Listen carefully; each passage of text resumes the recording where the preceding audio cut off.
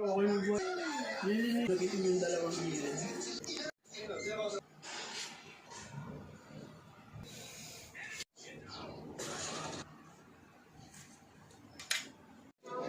So, finally, eto na yung lechon ko. Kakain na ako. And sobrang juicy and tender ng pagkakaluto. Sobrang panalo. Grabe, sulit ang paghihintay namin ng 4 na oras. 4 hours kaming naghintay. Kasi from sa gas, niluto ko sa oven dun sa gas ng mga 2 hours. Almost 2 hours. And then, nilipat ko siya sa di kuryente. Siguro mga 30 minutes. Tapos hindi pa rin siya malutong. Nilipat ko sa air fryer. Another 30 minutes. And then finally, sobrang sulit ng paghihintay namin. Winner. Kain. Gumawa ko kanina ng sibuyas kalamansi. Tapos toyo. Siling labuyo.